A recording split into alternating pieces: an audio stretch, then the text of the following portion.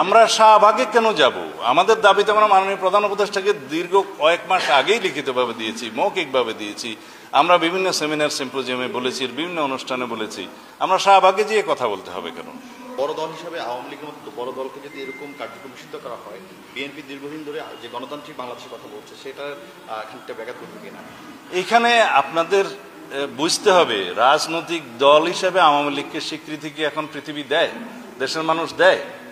আওয়ামী লীগ একটি ফেসিবাদী শক্তি, আওয়ামী লীগ একটি মাফিয়া শক্তিতে পরিণত হয়েছিল।